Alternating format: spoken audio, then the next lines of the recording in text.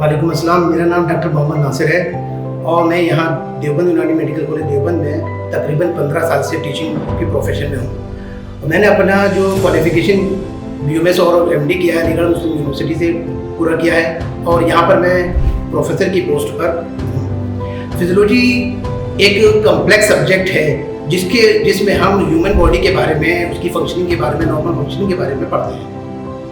Sir, मुनाफिल Azhar यानी physiology का BMS student के लिए क्या इंपॉर्टेंस है? तो फिजियोलॉजी वो सब्जेक्ट है जो हमें ये बताता है कि हमारा बॉडी यानी ह्यूमन बॉडी किस तरह से फंक्शनिंग करती है। अब जैसे कि हमारे ऑर्गन्स हैं, जिस्म के अलग अलग ऑर्गन्स हैं, जैसे हार्ट किस तरह से ब्लड को पंप करता है, ब्लड सर्कुलेशन किस तरह से होता है, डाइजेशन का प्रोसेस किस तरह से पूरा किया जाता है, मेटाबॉलिज्म या फिर दूसरे फंक्शन किस तरह से किए जाते हैं। इसी तरह से हमारे बॉडी के जो किडनीज हैं किस तरह से टॉक्सिन को डिटॉक्सिफाई करके जिस्म से बाहर करती है। सर, तो इस सब्जेक्ट में स्टूडेंट क्या सीखते हैं?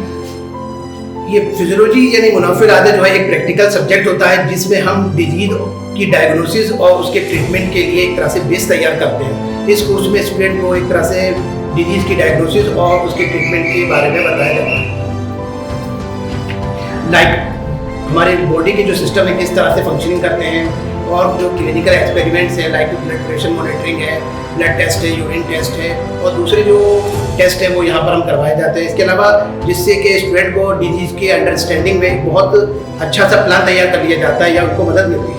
आखिरी सवाल है सर आपसे कि आप स्टूडेंट को क्या मशवरा देना चाहेंगे जो ये सब्जेक्ट पढ़ाना चाहते हैं? मेरे स्टूडेंट को यही मशवरा है कि आप थ्योरी से ज़्यादा प्रैक्टिकल पर फोकस करें, क्योंकि ह्यूमन बॉडी को समझने के लिए एक डॉक्टर को की रिस्पॉन्सिबिलिटी होती है कि वो फिजियोलॉजी को अच्छी तरह से सीखे और उसका एप्लीकेशन यानी प्रैक्टिकल वर्क लेकर आए। Thank you, Doctor, for sharing your valuable insight with us today. We hope this session has been informative for all aspiring Unani medical students. Thank you once again for your time and knowledge. Thank you. Best of luck.